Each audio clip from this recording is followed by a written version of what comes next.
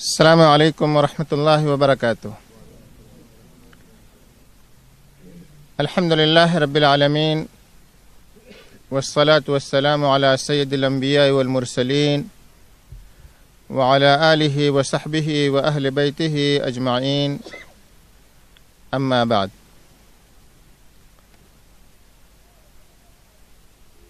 محترم سامعین کرام، دینی اور ملی ساتھیوں اور نوجوان دوستوں، ہر قسم کی حمد و ثنا، بڑائی اور بزرگی کا مستحق صرف اور صرف اللہ رب العالمین ہے۔ اس کے بعد لاکھوں کروڑوں درود و سلام نازل ہو اس ذات مبارکہ مطہرہ مقدسہ پر جس کا نام نامی اسم گرامی حضرت محمد مصطفیٰ صلی اللہ علیہ وسلم ہے۔ اللہم صلی علی محمد وعلی آل محمد کما صلیت علی ابراہیم وعلی آل ابراہیم انک حمید مجید۔ اللہم بارک علی محمد وعلی آل محمد کما بارکت علی ابراہیم وعلی آل ابراہیم انک حمید مجید۔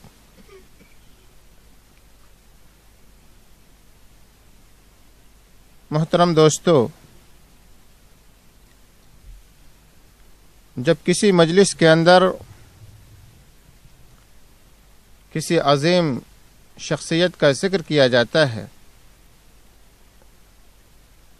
تو لوگوں کے کان اس کی باتوں کو سننے کے لیے بےتاب ہو جایا کرتے ہیں۔ لوگ بڑے ہی غور و فکر سے اس عظیم شخصیت کے بارے میں سننا چاہتے ہیں، اور اگر وہ شخصیت ایسی ہو جس سے اس آدمی کو محبت ہو، دلی لگاؤ ہو، تو آدمی کچھ اور ہی انداز سے اس کی باتوں کو سنتا ہے۔ آج کے اس پروگرام میں میں آپ حضرات کے سامنے ایک ایسی عظیم ہستی کے بارے میں کچھ کہنا چاہتا ہوں جو کہ تمام بڑوں میں بڑا ہے، جسے اس کائنات میں سب سے بڑا ہونے کا شرف حاصل ہے، جسے امام العظماء اور امام الانبیاء ہونے کا شرف حاصل ہے، جو سید النبلاء ہے اور جس کی شخصیت سورج سے بھی زیادہ روشن ہے۔ سورج صبح طلوع ہوتا ہے اور شام کو آسمان پر غروب ہو جاتا ہے، لیکن وہ سورج ایسا سورج ہے جو قیامت کی صبح تک غروب ہونے والا نہیں، جس کی باتیں قیامت تک روشن اور اسی طرح سے تسلیم کی جاتی رہیں گی، جس کے بارے میں اللہ رب العالمین نے ارشاد فرمایا، یا ایھا النبی انا ارسلناک شاہدا ومبشرا ونذیرا، کہ اے نبی اکرم صلی اللہ علیہ وسلم، ہم نے آپ کو شاہد، مبشر اور نذیر بنا کر کے بھیجا ہے، وَدَاعِيًا إِلَى اللَّهِ بِإِذْنِهِ وَسِرَاجًا مُنِيرًا، اور اللہ رب العالمین کی طرف بلانے والا، اللہ رب العالمین کی طرف دعوت دینے والا بنا کر کے بھیجا ہے۔ آپ سراج ہیں، آپ منیر ہیں، آپ روشن چراغ ہیں، جس کے بارے میں قرآن کہتا ہے یا اہل الکتاب قد جاءکم رسولنا یبین لکم کثیرا مما کنتم تخفون من الکتاب ویعفو عن کثیر قد جاءکم من اللہ نور وکتاب مبین۔ قد جاءکم من اللہ نور، اے لوگو تمہارے پاس نور اللہ کی طرف سے آیا ہے، وہ کتاب مبین، اور کھلی ہوئی کتاب۔ امام طبری رحمۃ اللہ علیہ اس آیت کریمہ کی تفسیر میں بیان فرماتے ہیں کہ قد جاءکم من اللہ نور، کہ یہاں نور سے مراد محمد الرسول اللہ صلی اللہ علیہ وسلم ہے، کیونکہ آپ ایسے نور ہیں جن کے ذریعے سے اللہ نے حق کو واضح کر دیا، حق کو روشن کر دیا، اسلام ظاہر ہوا، جن کی وجہ سے شرک مٹ گیا۔ آپ صلی اللہ علیہ وسلم روشنی ہے، نور ہے ان لوگوں کے لیے جو اس نبی اکرم صلی اللہ علیہ وسلم سے روشنی حاصل کرنا چاہے۔ محمد رسول اللہ صلی اللہ علیہ وسلم کی شخصیت وہ شخصیت ہے جس کے بارے میں کہا یہ جاتا ہے کہ جب ان کی ماں نے ان کو جنا، جب ان کی ماں نے ان کو پیدا کیا تو ایسی روشنی محسوس ہوئی، ایسی روشنی انہوں نے دیکھا کہ جس سے شام کے محل روشن ہو گئے۔ محمد رسول اللہ صلی اللہ علیہ وسلم کے بارے میں ایک صحابی رسول حضرت جابر رضی اللہ تعالیٰ عنہ بیان فرماتے ہیں کہ میں نے رسول اللہ صلی اللہ علیہ وسلم کو ایک چاندنی رات میں دیکھا، ایسی چاندنی رات جس میں آسمان پر بادل نہیں تھے۔ میں نبی اکرم صلی اللہ علیہ وسلم کے چہرے مبارک کو دیکھتا تھا، آپ سرخ جوڑا زیب تن کیے ہوئے تھے، آپ سرخ جوڑا پہنے ہوئے تھے۔ میں آسمان میں چاند کو دیکھتا تھا اور زمین پر محمد رسول اللہ صلی اللہ علیہ وسلم کو دیکھتا تھا۔ اللہ کی قسم، محمد رسول اللہ صلی اللہ علیہ وسلم میرے نزدیک چاند سے بھی زیادہ خوبصورت تھے۔ انس بن مالک رضی اللہ تعالیٰ عنہ جن کے بارے میں کہتے ہیں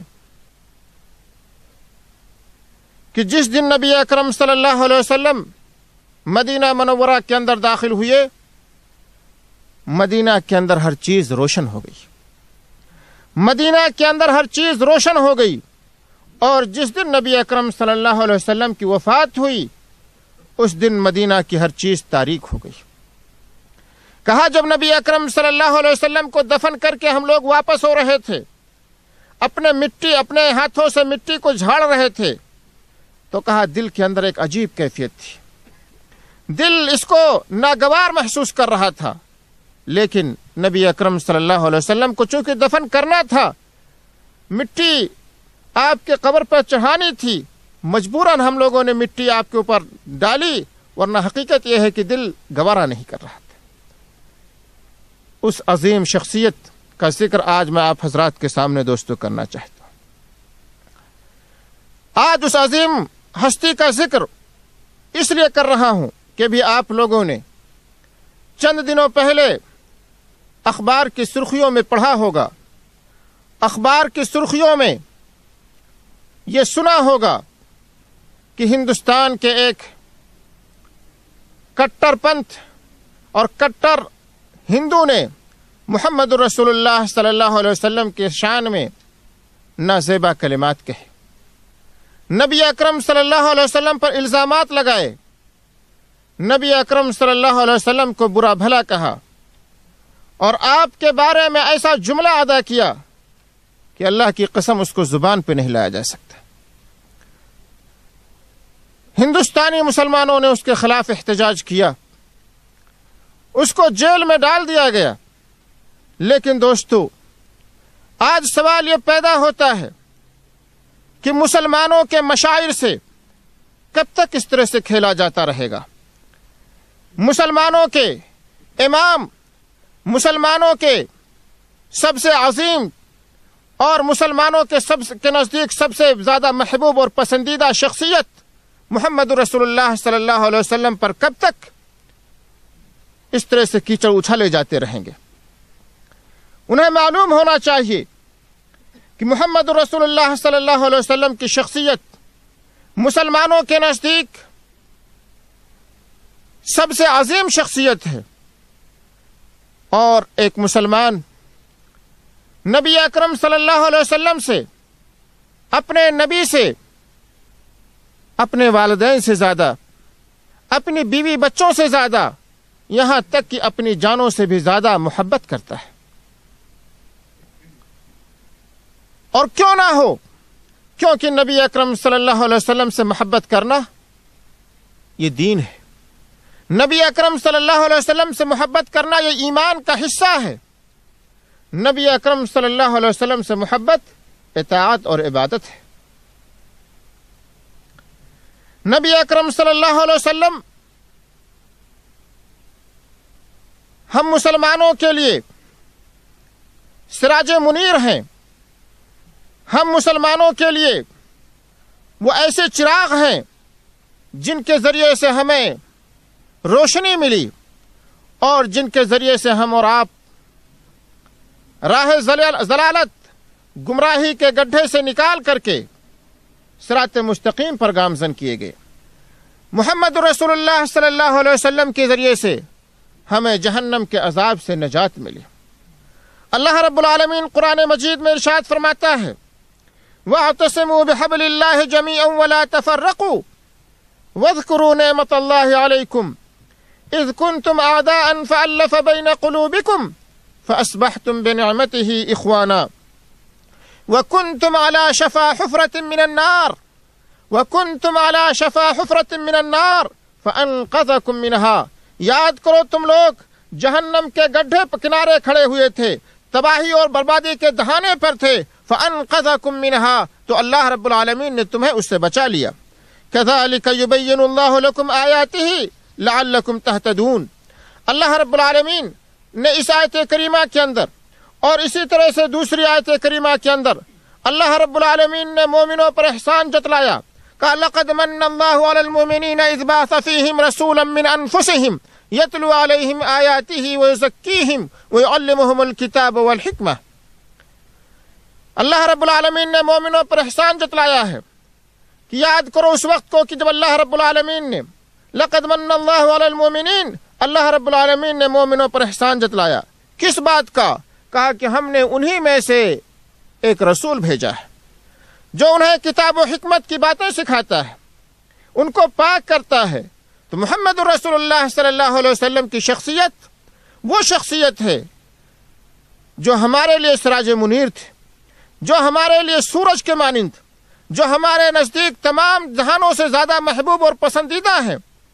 عمر بن خطاب رضی اللہ تعالیٰ عنہ نے ایک مرتبہ نبی اکرم صلی اللہ علیہ وسلم سے کہا کہ اے نبی اکرم صلی اللہ علیہ وسلم، آپ میرے نزدیک تمام چیزوں سے زیادہ محبوب اور پسندیدہ ہیں، سب سے زیادہ محبوب ہیں، سب سے زیادہ پیارے ہیں سوائے میری جان کے۔ نبی اکرم صلی اللہ علیہ وسلم نے ارشاد فرمایا، اے عمر، ابھی تم پکے نہیں ہوئے، یاد رکھو واللہ لا یؤمن احدکم حتی اکون احب الیہ من والدہ وولدہ والناس اجمعین۔ کہا تم میں سے اس وقت تک کوئی آدمی مومن نہیں ہو سکتا ہے جب تک کہ میں اس کے نزدیک تمام چیزوں سے زیادہ محبوب اور پسندیدہ نہ ہو جاؤں، اس کے اولاد سے زیادہ، اس کے والدین سے زیادہ اور تمام لوگوں سے زیادہ جب تک محبوب اور پسندیدہ نہ ہو جاؤں، اس وقت تک مومن نہیں ہو سکتا ہے۔ عمر بن خطاب رضی اللہ تعالیٰ عنہ فرماتے ہیں، اللہ کے رسول آپ میرے نزدیک تمام چیزوں سے زیادہ محبوب اور پسندیدہ ہیں، یہاں تک کہ میری جان سے بھی زیادہ۔ نبی اکرم صلی اللہ علیہ وسلم نے فرمایا، الآن یا عمر، اے عمر اب جا کر کے تم پکے ہوئے، اے عمر اب جا کر کے تمہارا ایمان کامل ہوا ہے۔ وہ محمد رسول اللہ صلی اللہ علیہ وسلم جن کے بارے میں آتا ہے کہ نہ صرف یہ کہ انسان ان سے محبت کیا کرتے تھے، بلکہ محمد رسول اللہ صلی اللہ علیہ وسلم سے محبت کرنے والے چرند اور پرند، درخت اور اسی طرح سے اشجار اور دوسری چیزیں، یعنی جن کے اندر جان نہیں ہوتی ہے، آپ تصور کریں وہ بھی ساری چیزیں، جمادات بھی نبی اکرم صلی اللہ علیہ وسلم سے محبت کیا کرتے تھے۔ یاد کرو اس واقعے کو کہ جب نبی اکرم صلی اللہ علیہ وسلم نے مسجد نبوی بنوائی، اور آپ جانتے ہیں کہ مسجد نبوی کے اندر نبی اکرم صلی اللہ علیہ وسلم خطبہ دیا کرتے تھے، ایک کھجور کی ٹہنی تھی جس پر آپ ٹیک لگا کر کے خطبہ دیا کرتے تھے۔ ایک شخص نے کہا کہ اللہ کے رسول اکرم صلی اللہ علیہ وسلم، ہم آپ کے لیے ممبر بنوا دیتے ہیں۔ نبی اکرم صلی اللہ علیہ وسلم نے کے لیے ممبر بنایا گیا، اور آپ صلی اللہ علیہ وسلم ممبر پر جب چڑھے خطبہ دینے کے لیے تو اس درخت کی ٹہنی سے جس پر ٹیک لگا کر کے نبی اکرم صلی اللہ علیہ وسلم خطبہ دیا کرتے تھے، رونے لگا دوستو، اور ایسی آواز آئی کہ نبی اکرم صلی اللہ علیہ وسلم ممبر سے نیچے اترے اور اس کو اپنے سینے سے لگایا، اور کہا جب سینے سے لگایا تب جا کر کے اس کو سکون ہوا۔ بچے کی مانند وہ ٹہنی رو رہی ہے، کس وجہ سے؟ محمد رسول اللہ صلی اللہ علیہ وسلم سے محبت کی وجہ سے۔ بعض روایتوں میں آتا ہے، کہا کہ اگر نبی اکرم صلی اللہ علیہ وسلم نے اس کو اپنے گود سے چمٹایا نہ ہوتا، اپنے سینے سے لگایا نہ ہوتا، تو قیامت کے دن تک وہ غم کی وجہ سے روتا رہتا۔ اتنی تکلیف اس کو ہوئی تھی کہ کہا کہ قیامت تک وہ روتا رہتا۔ آج دوستو ضرورت اس بات کی ہے کہ ہم عوام کو یہ پیغام دیں کہ مسلمانوں کے دل میں نبی اکرم صلی اللہ علیہ وسلم سے جو محبت ہے اس کا مقارنہ کسی اور چیز سے نہیں کیا جا سکتا ہے، اور مسلمان سب کچھ برداشت کر سکتا ہے، لیکن اپنے پیارے حبیب محمد رسول اللہ صلی اللہ علیہ وسلم کی شان میں گستاخی ذرہ برابر بھی برداشت نہیں کر سکتا ہے۔ حضرت حسن بصری رحمۃ اللہ علیہ فرماتے ہیں، یا معاشر المسلمین، اے مسلمانوں کی جماعت، ذرا دیکھو کہ ایک لکڑی نبی اکرم صلی اللہ علیہ وسلم کی محبت میں کس قدر رو رہا ہے، تو تم تو زیادہ حقدار ہو کہ تم لوگ بھی اس کے مشتاق ہو نبی اکرم صلی اللہ علیہ وسلم کے، اور تمہارے دلوں میں اور زیادہ محبت ہونا چاہیے۔ امام شافعی رحمۃ اللہ علیہ سے مروی ہے کہ انہوں نے کہا، ما آت اللہ نبیا ما آت محمدن، کہا اللہ رب العالمین نے جو محمد صلی اللہ علیہ وسلم کو مقام اور مرتبہ دیا، وہ اللہ نے کسی اور نبی کو نہیں عطا فرمایا۔ کسی اور نبی کو مقام اور مرتبہ نہیں حاصل ہے جو ہمارے پیارے حبیب محمد رسول اللہ صلی اللہ علیہ وسلم کو حاصل ہے۔ عمر ابن سواد کہتے ہیں، میں نے کہا کہ عیسیٰ علیہ السلام کو تو اللہ رب العالمین نے وہ معجزہ عطا کیا تھا کہ وہ مردوں کو زندہ کر دیا کرتے تھے اللہ کے حکم سے۔ امام شافعی رحمۃ اللہ علیہ نے کہا کہ سن لو، ہمارے پیارے حبیب محمد رسول اللہ صلی اللہ علیہ وسلم کو وہ معجزہ عطا کیا کہ درخت سے آواز آ رہی ہے رونے کی، نبی اکرم صلی اللہ علیہ وسلم اس آواز کو سن رہے ہیں، یہ اس کا مقام اور مرتبہ ان سے بھی زیادہ بلند ہے۔ ایک درخت سے، ایک لکڑی سے رونے کی آواز آئے اور محمد رسول اللہ صلی اللہ علیہ وسلم اس کو سنا، کہا یہ معجزہ، یہ مقام اور مرتبہ عیسیٰ علیہ السلام کے بھی مقام و مرتبے سے بلند ہے۔ اسی طرح سے دوستو حضرت عبداللہ بن مسعود رضی اللہ تعالیٰ عنہ اپنے باپ سے روایت کرتے ہوئے کہتے ہیں کہ ہم لوگ ایک مرتبہ نبی اکرم صلی اللہ علیہ وسلم کے ساتھ ایک سفر میں تھے۔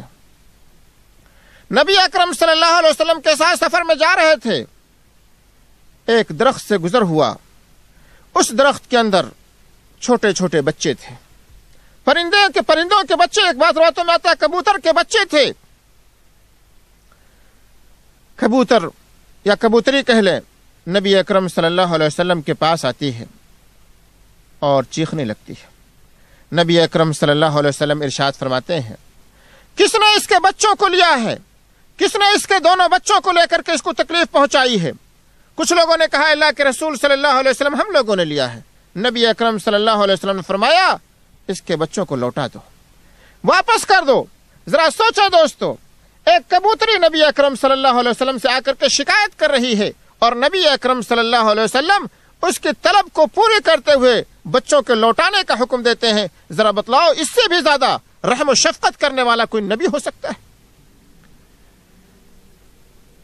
اونٹ نبی اکرم صلی اللہ علیہ وسلم سے آ کر کے شکایت کرتا ہے۔ ایک مرتبہ نبی اکرم صلی اللہ علیہ وسلم، حضرت عبداللہ ابن جعفر کہتے ہیں کہ ایک مرتبہ میں نبی اکرم صلی اللہ علیہ وسلم کے ساتھ سوار ہو کر کے جا رہا تھا، ایک گزر نبی اکرم صلی اللہ علیہ وسلم کا گزر ایک اونٹ کے پاس سے ہوا. نبی اکرم صلی اللہ علیہ وسلم کے سامنے آ کر کے اس اونٹ نے دونوں آنکھوں سے آنسو بہانے شروع کر دیے. دونوں آنکھوں سے آنسو بہانے شروع کر دیے. نبی اکرم صلی اللہ علیہ وسلم نے جب اس اونٹ کی کیفیت کو دیکھا رک گئے اور پوچھا بتلاؤ کہ یہ کس کا اونٹ ہے؟ لوگوں نے کہا اللہ کے رسول یہ ایک انصاری نوجوان کا ہے. انصاری نوجوان کو بلایا گیا. کہا یہ اونٹ تمہارا ہے؟ کہا ہاں میرا ہے. کہا اتق اللہ فی ہذہ البہیمہ، اللہ سے ڈرو ان چوپایوں کے بارے میں کہ اللہ رب العالمین نے آج تمہیں ان پر غلبہ دیا ہے. یہ شکایت کر رہا ہے اس بات کی کہ تم اس کو کھانا نہیں کھلاتے ہو، اس کو پانی نہیں پلاتے ہو، یہ بھوکے رکھتے ہو، اس بات کی شکایت کر رہا ہے. محمد رسول اللہ صلی اللہ علیہ وسلم سے دوستو اونٹ بھی شکایت کر رہا اور نبی اکرم صلی اللہ علیہ وسلم اونٹوں کے ساتھ بھی جانوروں کے ساتھ بھی شفقت کا مرتبہ کر رہے ہیں. بعض باتوں میں آتا ہے نبی اکرم صلی اللہ علیہ وسلم نے کہا کہ اس اونٹ کو ہم سے بیچ دو، اس اونٹ کو ہم سے بیچ دو. ذرا سوچیں کہ کس قدر ان جمادات کو نبی اکرم صلی اللہ علیہ وسلم سے محبت تھی. اور نبی اکرم صلی اللہ علیہ وسلم سے محبت کی مثال اگر آپ کو دیکھنی ہے، جابر بن سمرہ رضی اللہ تعالیٰ عنہ بیان فرماتے ہیں، کہتے ہیں کہ رسول اللہ صلی اللہ علیہ وسلم کا بیان ہے، کہا میں اس پتھر کو بھی جانتا ہوں، کہا مکہ کے اندر اس پتھر کو میں جانتا ہوں جو نبی بنائے جانے سے پہلے ہی مجھے سلام کیا کرتا تھا. اسی طرح سے حضرت علی رضی اللہ تعالیٰ عنہ کہتے ہیں کہ میں ایک مرتبہ مکہ کے اندر نبی اکرم صلی اللہ علیہ وسلم کے ساتھ نکلا. نبی اکرم صلی اللہ علیہ وسلم سے کوئی بھی پتھر یا نبی اکرم صلی اللہ علیہ وسلم کا گزر کسی بھی پتھر کے پاس سے ہوتا، کسی بھی پہاڑ کے پاس سے ہوتا، کسی بھی درخت کے پاس سے ہوتا تو سارے کے سارے لوگ نبی اکرم صلی اللہ علیہ وسلم پر سلام کرتے اور کہتے السلام علیکہ یا رسول اللہ. ذرا سوچو، پہاڑ سلام کر رہا ہے، پتھر درخت سلام کر رہے ہیں، کس سے؟ محمد رسول اللہ صلی اللہ علیہ وسلم سے. آپ اندازہ لگائیں کتنی محبت تھی ہمارے پیارے حبیب صلی اللہ علیہ وسلم سے جمادات کو.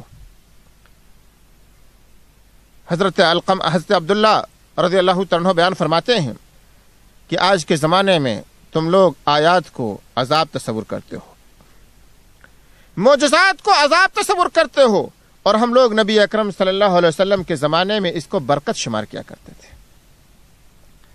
کہا ہم لوگ ایک مرتبہ نبی اکرم صلی اللہ علیہ وسلم کے ساتھ کھانا کھا رہے تھے اور کھانا تسبیح پڑھ رہا تھا.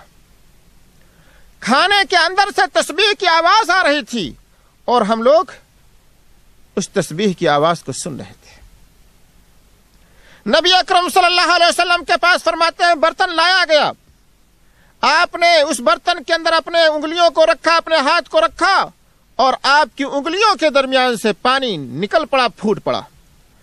اسی طرح سے جب پانی پھوٹ پڑا تو نبی اکرم صلی اللہ علیہ وسلم فرماتے ہیں آؤ اے لوگوں، قوم کے لوگوں آ جاؤ، وضو بنا لو، یہ مبارک پانی ہے جو آسمان سے نازل ہو رہا ہے. کہہ رہے حتی توضأنا کلنا، یہاں تک کہ ہم سارے کے سارے لوگوں نے اس پانی سے وضو بنایا. یہ نبی اکرم صلی اللہ علیہ وسلم کی معجزات. حضرت ابو ذر رضی اللہ تعالیٰ عنہ کہتے ہیں انی لشاہد عند رسول اللہ فی حلقہ، کہ ایک مرتبہ میں نبی اکرم صلی اللہ علیہ وسلم کے ساتھ ایک مجلس میں بیٹھا تھا اور میں گواہی دیتا ہوں کہ آپ کے ہاتھ میں ایک کنکری تھی اور وہ کنکری سے سبحان اللہ کی آواز آ رہی تھی.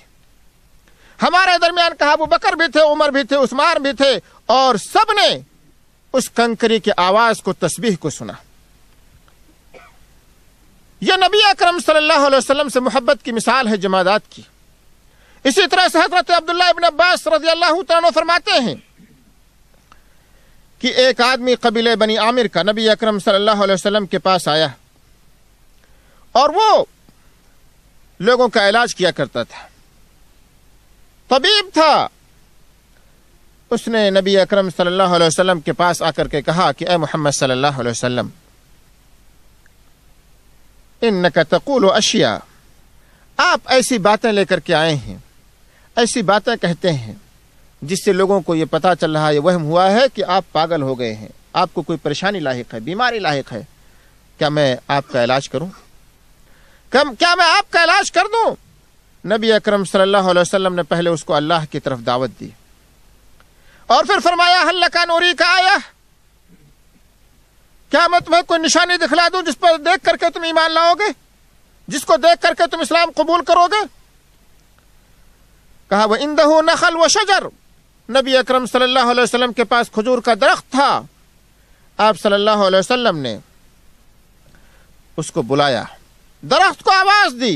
نبی اکرم صلی اللہ علیہ وسلم کے پاس آ رہا ہے، اور کس حالت میں؟ سجدہ کی حالت میں. کچھ دیر سر کو اٹھاتا، پھر سر کو اوپر سجدہ نیچے کرتا، اٹھاتا، اور اس طرح سے نبی اکرم صلی اللہ علیہ وسلم کے پاس آیا. جب نبی اکرم صلی اللہ علیہ وسلم کے پاس آیا، آپ نے کہا ارجع الی مکانک، اب اپنی جگہ پر واپس چلے جاؤ. کہتے ہیں اسی طرح سے پھر واپس پہ چلا گیا. کہتے ہیں قال العامری واللہ لا اکذبک بشیء تقولہ ابدا، کہا کہ اب آج کے بعد اللہ کی قسم میں آپ کو نہیں جھٹلا سکتا ہوں، جو بھی آپ کہیں گے سب پر ایمان لانے کے لیے تیار ہوں. اور اس کے بعد گئے اور کہا کہ اے آل عامر واللہ لا اکذبہ بشیء، میں نبی اکرم صلی اللہ علیہ وسلم کو کسی بارے میں جھوٹلا نہیں سکتا ہوں.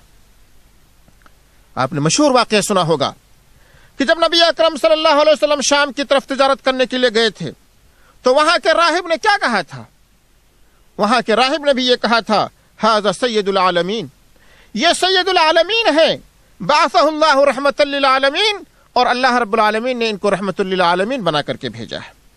قریش کے بڑے لوگوں نے، بڈھوں نے، اشیاخ نے، شیوخ نے کہا کہ کیسے معلوم ہوا کہ یہ اللہ کے نبی ہیں، کیسے معلوم ہوا کہ یہ سید العالمین ہیں؟ کہا اللہ کی قسم جب تم لوگ اس عقبہ کے اندر داخل ہوئے تو کوئی بھی درخت اور پتھر ایسا نہیں تھا جو سجدے میں نہ گر پڑا ہو. اور کہا کہ اور مجھے معلوم ہے کہ یہ درخت اور پتھر کسی اور کو سجدہ نہیں کر سکتے ہیں، یہ کسی نبی ہی کو سجدہ کر سکتے ہیں. اور کہا میں نے محمد رسول اللہ صلی اللہ علیہ وسلم کی جو ختم نبوت کی نشانی ہے اس نشانی سے میں نے پہچان لیا. یہ محمد رسول اللہ صلی اللہ علیہ وسلم کا مقام. پہاڑ تھر تھرا رہا ہے. نبی اکرم صلی اللہ علیہ وسلم جب اس کے اوپر چڑھتے ہیں خوشی کی وجہ سے، خوشی کی وجہ سے پہاڑ تھر تھرانے لگا. نبی اکرم صلی اللہ علیہ وسلم کے ساتھ ابو بکر بھی ہیں، عمر بھی ہیں، عثمان غنی بھی ہیں. نبی اکرم صلی اللہ علیہ وسلم نے اس پہاڑ سے، احد پہاڑ سے کہا ہے پہاڑ اثبت، ثابت قدم رہے، حرکت نہ کرو، کیونکہ تمہارے اوپر نبی ہیں، صدیق ہیں اور 2 شہید ہیں. انس بن مالک رضی اللہ تعالیٰ عنہ بیان فرماتے ہیں کہ نبی اکرم صلی اللہ علیہ وسلم جب احد پہاڑ کو دیکھتے یا احد پہاڑ پہ مرتبہ آئے تو کہا ھذا جبل یحبنا ونحبہ، یہ پہاڑ وہ پہاڑ ہے جو ہم سے محبت کرتا ہے اور ہم اس سے محبت کرتے ہیں. نبی اکرم صلی اللہ علیہ وسلم گواہی دے رہے ہیں کہ یہ پہاڑ ہم سے محبت کر رہا ہے اور ہم اس سے محبت کر رہے ہیں. اے لوگو، یہ جمادات نبی اکرم صلی اللہ علیہ وسلم سے اس قدر ان کے دلوں میں محبت تھی. ہم انسانوں کے دلوں میں تو اور زیادہ نبی اکرم صلی اللہ علیہ وسلم سے محبت ہونی چاہیے. واقعات بہت سارے اس طرح کے ملتے ہیں جو نبی اکرم صلی اللہ علیہ وسلم سے محبت پر دلالت کرتے ہیں، لیکن چونکہ وقت بڑا کم ہے اس وجہ سے آئیے چند مثالیں میں آپ حضرات کے سامنے انسانوں میں سے بھی دے دوں تاکہ اغیار کو یہ پتہ چل جائے کہ دیکھیں نبی اکرم صلی اللہ علیہ وسلم کی محبت ان مسلمانوں کے دلوں میں کتنی زیادہ ہے. اور یہ مسلمان سب کچھ برداشت کر سکتا ہے لیکن اپنے پیارے حبیب کی شان میں کچھ برداشت نہیں کر سکتا ہے. لیکن آج افسوس کے ساتھ کہنا پڑتا ہے دوستو، آج ہمیں کوئی گالی دے دے، ہمارے والدین کو کوئی گالی دے دے، ہماری بہن بیٹی کو کوئی گالی دے دے، ہم نہیں برداشت کریں گے، لڑائی لڑنے کے لیے تیار ہو جائیں گے.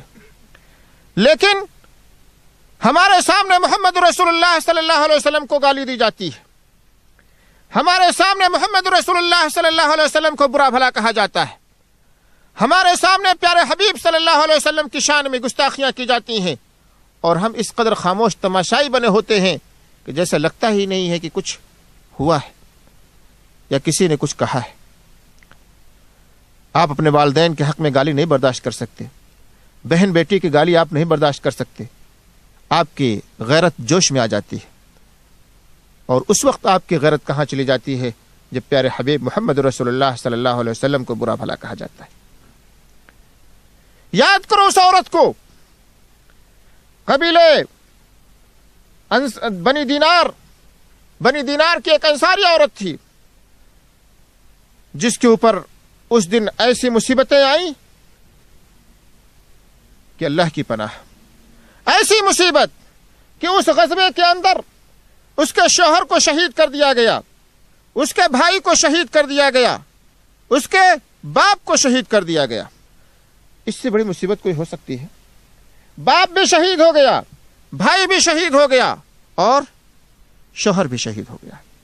لیکن جب اس انصاری عورت کو اس کے بارے میں بتلایا جاتا ہے کہ آپ کے شوہر کا شہید ہو گیا ہے، آپ کا شوہر کا شہید کر دیا گیا ہے، انا للہ و انا الیہ راجعون پڑھتی ہے۔ بتلایا گیا کہ آپ کے بھائی کا انتقال ہو گیا، شہید کر دیا گیا، کہا انا للہ و انا الیہ راجعون۔ بتلایا گیا کہ آپ کے باپ کو شہید کر دیا گیا، کہتی ہے انا للہ و انا الیہ راجعون۔ کہتی یہ ذرا بتلاؤ کہ ما فعل رسول اللہ صلی اللہ علیہ وسلم، محمد رسول اللہ صلی اللہ علیہ وسلم کس حالت میں ہے، ان کی کیا کیفیت ہے؟ لوگوں نے بتلایا خیرن یا ام فلاں، اے ام فلاں وہ خیریت سے ہے۔ لیکن اس کو سکون نہیں ملا، اس کے دل کو تسلی نہیں ہوئی۔ کہا کہ میں اس وقت تک میرے دل کو اطمینان نہیں ہو سکتا ہے جب تک کہ میں نبی اکرم صلی اللہ علیہ وسلم کو اپنی آنکھوں سے نہ دیکھ لوں، جب تک محمد رسول اللہ صلی اللہ علیہ وسلم کو اپنی آنکھوں سے نہیں دیکھ لیتی مجھے تسلی نہیں ہو سکتی۔ جب اس نے نبی اکرم صلی اللہ علیہ وسلم کو اپنی آنکھوں سے دیکھا تو اس کے بعد پکار اٹھی کل مصیبت بعدک جلل، اے نبی اکرم صلی اللہ علیہ وسلم اگر آپ زندہ ہیں، آپ اگر صحیح سلامت ہیں، آپ اگر صحیح سلامت ہے تو ہر مصیبت آپ کے بعد آسان ہے، ہر مصیبت آپ کے بعد چھوٹی ہے۔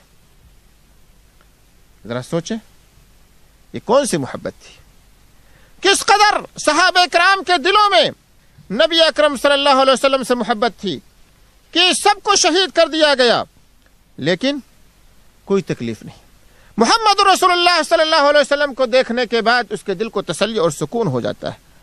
اور دوستو میں آپ کو بتلاؤں کیوں نہ ہو، محمد رسول اللہ صلی اللہ علیہ وسلم سے محبت ایک مسلمان کے دل میں کیوں نہ ہو، کیونکہ آپ کی شخصیت وہ شخصیت ہے جو سراپا خیر و برکت، جو سراپا خیر و برکت نبی اکرم صلی اللہ علیہ وسلم کی ولادت سے لے کر کے دیکھیں کہ جتنی بھی چیزیں ہیں ہمیشہ آپ کے لیے، ہمارے اور آپ کے لیے کیا ہے، وہ برکت ہی برکت ہے۔ اللہ رب العالمین نے قرآن مجید کے اندر محمد رسول اللہ صلی اللہ علیہ وسلم کے بارے میں فرمایا وَلَوْ أَنَّ أَهْلَ الْقُرَىٰ آمَنُوا وَاتَّقَوْا لَفَتَحْنَا عَلَيْهِمْ بَرَكَاتٍ مِّنَ السَّمَاءِ وَالْأَرْضِ وَلَٰكِنْ كَذَّبُوا فَأَخَذْنَاهُمْ بِمَا كَانُوا يَكْسِبُونَ۔ کہا اے لوگوں سن لو، محمد رسول اللہ جو دین لے کر کے آئے ہیں، محمد رسول اللہ صلی اللہ علیہ وسلم جس دین کو لے کر کے آئے ہیں، اگر بستی والے اس پر ایمان لے آئیں اور اللہ رب العالمین سے ڈرنے لگے تو ہم ان کے اوپر آسمان اور زمین سے برکتیں کھول دیں گے، ہم ان کے اوپر آسمان اور زمین سے برکت دیں گے۔ ولیکن کذبوا، لیکن ان لوگوں نے محمد رسول اللہ صلی اللہ علیہ وسلم کے لائے ہوئے دین کو جھٹلا دیا۔ نتیجہ کیا ہوا؟ فاخذناہم، ہم نے ان کو اپنی گرفت میں لے لیا، بما كانوا یکسبون، ان کے کرتوت کے بدلے میں۔ محمد رسول اللہ صلی اللہ علیہ وسلم کی برکت نہ صرف یہ کہ انسانوں تک محدود تھی، آپ رحمت للعالمین تھے، اور آپ کی رحمت اور آپ کی برکت ساری چیزوں کے لیے عام تھی۔ نبی اکرم صلی اللہ علیہ وسلم جانور اور اسی طرح سے چرند اور پرند ساری چیزوں تک آپ کی برکت عام تھی۔ اسی طرح سے دوستو نبی اکرم صلی اللہ علیہ وسلم کے بارے میں فرمایا گیا وما ارسلناک الا رحمت للعالمین، اے نبی اکرم صلی اللہ علیہ وسلم ہم نے آپ کو رحمت للعالمین بنا کر کے بھیجا ہے۔ آپ کے بارے میں فرمایا فبما رحمت من اللہ لنت لهم ولو كنت فظا غلیظ القلب لانفضوا، اے نبی اکرم صلی اللہ علیہ وسلم ہم نے آپ کو رحمت للعالمین بنا کر کے بھیجا ہے، اور کہا اللہ نے جو آپ کے اوپر رحم کیا ہے، آپ کے اندر جو رحم کا جذبہ پایا جاتا ہے، جس کی وجہ سے آپ لوگوں کے ساتھ نرمی کے ساتھ پیش آتے ہیں، اس کی وجہ سے لوگ آپ کے ساتھ ہیں، ورنہ حقیقت یہ ہے کہ اگر آپ سخت دل ہوتے، آپ کے اندر قساوت پائی، شقاوت پائی جاتی، یا آپ کا جو ہے مزاج سخت ہوتا تو سارے کے سارے لوگ آپ کے ارد گرد سے بھاگ جاتے۔ لیکن نبی اکرم صلی اللہ علیہ وسلم کی شفقت اور رحمت دیکھیں اپنی امت کے ساتھ، کتنے مسائل کے اندر آپ فرماتے ہیں لولا ان اشق علی امتی لامرتهم بکذا وکذا، اگر میری امت پر شاق نہ گزرتا، میری امت پر گرا نہ گزرتا تو میں اپنی امت کو حکم دیتا کہ ایسا کریں ایسا کریں ایسا کریں، لیکن آپ نے کیوں منع کیا، کیوں روک دیا؟ اپنی امت پر رحم کرتے ہوئے، اپنی امت پر شفقت کرتے ہوئے کہ میری امت کے لوگوں کو تکلیف نہ ہو، میری امت کے لوگوں کو پریشانی نہ ہو۔ ذرا یاد کرو دوستو، ایک مرتبہ محمد رسول اللہ صلی اللہ علیہ وسلم دن بھر روتے رہے اور کہہ رہے ہیں یا ربی امتی یا ربی امتی، اے میرے رب میری امت یعنی میری امت کے ساتھ ایسا کر، میری امت کے ساتھ ایسا کر۔ اللہ رب العالمین نے کہا اے جبریل جاؤ محمد صلی اللہ علیہ وسلم کے پاس، اے جبریل جاؤ محمد صلی اللہ علیہ وسلم کے پاس اور کہہ دو انا سنرضیک فی امتک، کہ ہم آپ کو راضی کر دیں گے، خوش کر دیں گے آپ کی امت کے بارے میں، ولا نسوک، اور کوئی بری چیز آپ کو نہیں دکھلائیں گے۔ ذرا سوچیں محمد رسول اللہ صلی اللہ علیہ وسلم کو اپنی امتیوں سے کتنی محبت اور شفقت تھی۔ اندازہ لگائیں قیامت کے دن جب سارے کے سارے لوگوں کو نفسی کا عالم ہوگا، ہر ایک یہ کہہ رہا ہوگا یا ربی سلم سلم، اے الہ العالمین آج مجھے محفوظ رکھ، اے الہ العالمین آج مجھے بچا لے۔ ایسے موقع پر بھی محمد رسول اللہ صلی اللہ علیہ وسلم کی زبان سے امتی کا لفظ ہوگا کہ اللہ میری امت میری امت۔ اس نبی سے زیادہ کوئی شفیق اپنی امت کے لیے ہو سکتا ہے؟ اور اس کے باوجود بھی ہم اگر اس نبی سے محبت نہ کریں تو پھر بتلائیں کس سے محبت کریں گے؟ جس نبی کا معاملہ یہ ہو کہ اللہ کی قسم ایک مرتبہ بقیع قبرستان میں نبی اکرم صلی اللہ علیہ وسلم زیارت کرنے کے لیے جاتے ہیں اور مردوں کے لیے دعائیں کرتے ہیں، اور اس کے بعد کہتے ہیں وددت ان رأینا اخواننا، میری تمنا ہے کہ کاش کہ میں اپنے بھائیوں کو دیکھ لیتا، کاش کہ میں اپنے بھائیوں کو دیکھ لیتا۔ صحابہ کرام نے کہا اللہ کے رسول کیا ہم آپ کے بھائی نہیں ہیں؟ کہا کہ انتم اصحابی، بل انتم اصحابی، تم لوگ میرے صحابہ ہو، میرے بھائی وہ ہیں جو ابھی اس دنیا میں نہیں آئے ہیں، میرے بعد آئیں گے، اور لیکن ان کی خواہش یہ ہوگی کہ کاش کہ وہ مجھے دیکھ لیے ہوتے۔ دیکھیں نبی اکرم صلی اللہ علیہ وسلم ہم مسلمانوں کو دیکھا نہیں ہے، لیکن اس کے باوجود بھی آپ کی محبت کا اندازہ دیکھیں کہ آپ کی خواہش ہے کہ کاش کہ ہمیں دیکھ لیے ہوتے۔ اسی لیے دوستو ہر مسلمان اس بات کا مکلف ہے کہ نبی اکرم صلی اللہ علیہ وسلم پر ایمان لائے، اور جو بھی مسلمان نبی اکرم صلی اللہ علیہ وسلم پر ایمان لائے گا وہ کیا ہے؟ نبی اکرم صلی اللہ علیہ وسلم کے اخوان میں سے ہے، نبی اکرم صلی اللہ علیہ وسلم کے بھائیوں میں سے ہے۔ نبی اکرم صلی اللہ علیہ وسلم کتنے مشتاق تھے اپنی امت کو دیکھنے کے لیے، اور یہی وجہ ہے کہ جب انسان جو آدمی جتنے زیادہ محمد رسول اللہ صلی اللہ علیہ وسلم کی سیرت کو پڑھتا ہے، جتنے زیادہ محمد صلی اللہ علیہ وسلم کے بارے میں جانتا ہے، اتنے ہی زیادہ اس کے دل میں محبت پیدا ہوتی ہے۔ آج چونکہ ہمارے دلوں میں محبت کی جو کمی ہے، اس کی وجہ یہ ہے کہ ہم نبی اکرم صلی اللہ علیہ وسلم کی سیرت کو نہیں جانتے ہیں، ہم نبی اکرم صلی اللہ علیہ وسلم کے بارے میں نہیں پڑھتے ہیں، نبی اکرم صلی اللہ علیہ وسلم کی سیرت کا مطالعہ نہیں کرتے ہیں۔ آج ضرورت اس بات کی ہے کہ ہم نبی اکرم صلی اللہ علیہ وسلم کی سیرت کا مطالعہ کریں اور نبی اکرم صلی اللہ علیہ وسلم کے بارے میں پڑھیں، اور نبی اکرم صلی اللہ علیہ وسلم سے محبت ایمان سمجھ کر کے، نبی اکرم صلی اللہ علیہ وسلم سے محبت عقیدہ سمجھ کر کے، نبی اکرم صلی اللہ علیہ وسلم سے محبت عبادت سمجھ کر کے کریں۔ نبی اکرم صلی اللہ علیہ وسلم سے ایک مومن کو، مسلمان کو اس لیے محبت ہوتی ہے کہ نبی اکرم صلی اللہ علیہ وسلم جس طرح سے اپنی امت کے ساتھ بہت ہی زیادہ حریص تھے، اور اسی طرح سے آپ کی خواہش یہ تھی کہ میری امت کے لوگوں کو جہنم کی آگ سے بچا لیا جائے، اور اپنی امت کے بارے میں بہت ہی زیادہ حریص تھے۔ اللہ قرآن مجید میں ارشاد فرماتا ہے لقد جاءکم رسول من انفسکم عزیز علیہ ما عنتم حریص علیکم بالمؤمنین رؤوف الرحیم۔ اسی طرح سے نبی اکرم صلی اللہ علیہ وسلم نے جب اس آیت کریمہ کی تلاوت کی تو اللہ تعالی فرمایا رب انہن اضللن کثیرا من الناس، اے الہ العالمین لوگوں نے بہت سارے لوگوں کو گمراہ کر دیا، ان لوگوں نے بہت سارے لوگوں کو گمراہ کر دیا ہے۔ فمن تبعنی فانہ منی، جو میری اتباع کرے گا وہ مجھ میں سے ہے، ومن عصانی فانک غفور الرحیم، اور جو میری امت میں سے میری نافرمانی کرے اے الہ العالمین تو بخشنے والا رحم کرنے والا ہے۔ ذرا سوچیں دوستو کس قدر نبی اکرم صلی اللہ علیہ وسلم حریص ہے اپنی امت کے بارے میں کہ اگر نافرمانی کر رہے ہو تو اس کے لیے بھی مغفرت کی دعا کر رہے ہیں، اور آپ صلی اللہ علیہ وسلم کے بارے میں آتا ہے، کہا حضرت ابو ہریرہ رضی اللہ تعالیٰ عنہ سے، کہا لکل نبی دعوت مستجابہ، کہا ہر نبی کی ایک دعا کیا ہوتی ہے؟ مستجاب ہوتی ہے، قبول کر لی جاتی ہے۔ اللہ رب العالمین نے ہر نبی کو اختیار دیا ہے کہ کوئی ایک دعا ایسی ہوگی جو تمہاری رد نہیں کی جائے گی، قبول کر لی جائے گی۔ ہر نبی نے کیا کیا؟ اس کو حاصل کرنے میں جلدی کی۔ اسی دنیا میں ہر ایک نے اللہ رب العالمین سے درخواست کی اور اللہ رب العالمین نے ان کو اس دنیا میں عطا کر دیا، لیکن محمد رسول اللہ صلی اللہ علیہ وسلم فرماتے ہیں میں نے اس دعوت کو، اس دعا کو کیا کیا ہے؟ چھپا کے رکھا ہے، بچا کر کے رکھا ہے، اپنی امت کے لیے قیامت کے دن سفارش کے لیے میں نے بچا کر کے رکھا ہے۔ چنانچہ دوستو، آپ کی یہ سفارش نبی اکرم صلی اللہ علیہ وسلم کے ہر امتی کو حاصل ہوگی جو اس حال میں مرا ہو کہ اللہ رب العالمین کے ساتھ شرک نہیں کرتا رہا۔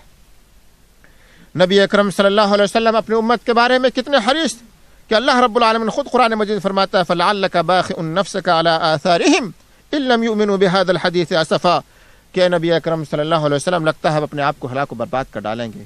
کس بنیاد پر؟ افسوس کی بنیاد پر کہ لوگ ایمان کیوں نہیں لا رہے۔ نبی اکرم صلی اللہ علیہ وسلم کی خواہش یہ تھی کہ کسی طرح سے امت کے لوگ مسلمان ہو جائیں، لیکن سچ ہے اللہ فرماتا فإن اللہ یضل من یشاء ویہدی من یشاء، اللہ رب العالمین جس کو چاہتا ہے گمراہ کرتا ہے اور جس کو چاہتا ہے ہدایت دیتا ہے۔ فلا تذهب نفسك علیہم حسرات، اے نبی اکرم صلی اللہ علیہ وسلم آپ ان پر غم نہ کریں، افسوس نہ کریں۔ اسی طرح سے دوستو، نبی اکرم صلی اللہ علیہ وسلم نے اس دین کے لیے جو قربانیاں پیش کی ہیں، اس دین کے لیے جو تکلیفیں برداشت کی ہیں، اس کی مثال کسی اور دھرم اور کسی اور مذہب کے اندر نہیں ملتی ہے۔ حضرت عائشہ رضی اللہ تعالیٰ عنہا نے ایک مرتبہ پوچھا کہ اے عائشہ، اے نبی اکرم صلی اللہ علیہ وسلم ذرا بتلائیں کیا آپ کے اوپر یوم احد یعنی جس دن غزوہ احد ہوا ہے اس دن سے بھی کوئی زیادہ سخت دن گزرا ہے آپ کے اوپر؟ کیونکہ آپ کو معلوم ہے کہ غزوہ احد کے اندر نبی اکرم صلی اللہ علیہ وسلم کے بارے میں یہ شور مچا دیا گیا کہ نبی اکرم صلی اللہ علیہ وسلم کی وفات ہو گئی ہے، نبی اکرم صلی اللہ علیہ وسلم کو قتل کر دیا گیا ہے، اور نبی اکرم صلی اللہ علیہ وسلم کے دندان مبارک کو اس دن شہید کیا گیا تھا، آپ کے چہرے کو اس دن زخمی کیا گیا تھا، مشرکین آپ کے اوپر اس طرح سے پل پڑے تھے کہ کوئی تلوار سے حملہ کر رہا تھا تو کوئی نیزے برسا رہا تھا، کوئی پتھر برسا رہا تھا۔ نبی اکرم صلی اللہ علیہ وسلم کے صحابہ ہر طرح کا مقابلہ کرنے کے لیے تیار تھے، یہاں تک کہ اس دن کہا جاتا ہے کہ وہ دن طلحہ کا دن تھا، وہ دن طلحہ کا دن تھا، کیونکہ طلحہ رضی اللہ تعالیٰ عنہ اس قدر نبی اکرم صلی اللہ علیہ وسلم سے دفاع کرتے رہے کہ آپ کے پورے جسم نیزوں سے چھلنی ہو گئے تھے، آپ زمین پر نیچے گر پڑے اور یعنی اتنا زیادہ زخم لگا تھا، اور اس موقع پر نبی اکرم صلی اللہ علیہ وسلم نے کہا تھا اوجب طلحہ اوجب طلحہ، یعنی طلحہ نے واجب کر لیا، طلحہ نے واجب کر لیا۔ کیا چیز واجب کر لی؟ یعنی اپنے اوپر جنت کو واجب کر لیا تھا۔ حضرت عائشہ کہتی ہیں کہ ابو بکر رضی اللہ تعالیٰ عنہ جب احد کے دن کو یاد کرتے تو کہتے ذالک الیوم کلہ لطلحہ، وہ پورا کا پورا دن طلحہ کے لیے تھا۔ اس دن کے بارے میں جس دن کے سعد بن ربیع نے نبی اکرم صلی اللہ علیہ وسلم کا اس قدر دفاع کیا تھا کہ خود وہ گر پڑے، اور اس میں نبی اکرم حضرت سعد رضی اللہ تعالیٰ عنہ کی شہادت بھی واقع ہوئی، اور انہوں نے آخری جو پیغام پہنچایا تھا کہا تھا اے صحابہ، اے لوگوں سن لو، تمہارے پاس اللہ کے پاس جو ہے عذر بیان کرنے کے لیے کوئی چیز نہیں ہوگی اگر تم نے اللہ جو ہے نبی اکرم صلی اللہ علیہ وسلم کی طرف سے دفاع نہیں کیا۔ اگر نبی کی طرف سے دفاع نہیں کیا، جب تک تمہارے دلوں میں یا تمہارے دل میں جان باقی ہے، جسم میں جان باقی ہے، اگر نبی اکرم صلی اللہ علیہ وسلم کی طرف سے دفاع نہیں کیا تو اللہ کے ہاں تم کیا عذر پیش کرو گے؟ کہا جب تک جان باقی ہے نبی اکرم صلی اللہ علیہ وسلم کی طرف سے دفاع کرو۔ عائشہ رضی اللہ تعالیٰ پوچھتی ہے میں نے پوچھا کیا اس دن سے بھی زیادہ کوئی سخت دن آپ کے اوپر گزرا ہے؟ کہا ہاں۔ کہا یا اس دن جب میں طائف گیا تھا اور میں نے قوم کے لوگوں پر دین کی باتیں پیش کی، لیکن ان لوگوں نے میری باتوں کو ٹھکرا دیا تھا اور مجھے زخمی کیا تھا، اور جب اس وقت نبی اکرم صلی اللہ علیہ وسلم آرام کرنے کے لیے بیٹھے، پہاڑوں کا فرشتہ آتا ہے اور کہتا ہے اگر آپ حکم دیں تو دونوں پہاڑوں کے بیچ میں ان کو رکھ کر کے کچل دیا جائے، پسل دیا جائے۔ لیکن نبی اکرم صلی اللہ علیہ وسلم کا جملہ دیکھیے، اس وقت بھی آپ نے کیا کہا تھا؟ اللہم اہد قومی فانہم لا یعلمون، اے اللہ میری قوم کو ہدایت دے کیونکہ یہ لوگ جانتے نہیں۔ دوستو، بیان کرنے کا مقصد یہ ہے کہ آج جو لوگ بھی نبی اکرم صلی اللہ علیہ وسلم کی شان میں گستاخیاں کرتے ہیں، نبی اکرم صلی اللہ علیہ وسلم کو برا بھلا کہتے ہیں، ان کے سامنے یہ پیغام دینے کی ضرورت ہے کہ ایک مسلمان کے نزدیک نبی اکرم صلی اللہ علیہ وسلم کی شخصیت سب سے زیادہ محبوب اور پسندیدہ ہے، اور ایک مسلمان اپنی جان کی قربانی پیش کر سکتا ہے، اپنے مال کی قربانی پیش کر سکتا ہے، دنیا کی ہر چیز کی قربانی پیش کر سکتا ہے، لیکن نبی اکرم صلی اللہ علیہ وسلم کی شان میں کسی بھی طرح کی کوئی بات برداشت نہیں کر سکتا ہے۔ اور کیوں نہ ہو، کیونکہ نبی اکرم صلی اللہ علیہ وسلم نے ہم امتیوں کے لیے ساری چیزوں کی قربانی پیش کی ہے۔ اللہ رب العالمین سے دعا ہے کہ الہ العالمین ہم تمام مسلمانوں کے دلوں میں نبی اکرم صلی اللہ علیہ وسلم کی محبت پیدا کر دے، اور ہم تمام مسلمانوں کو پکا اور سچا مومن اور مسلمان بنا دے۔ الہ العالمین ہم تمام مسلمانوں کو نمازی بنا دے۔ الہ العالمین ہم میں سے جو بیمار ہیں ان کو شفا عطا فرما۔ آمین وآخر دعوانا الحمدللہ رب العالمین۔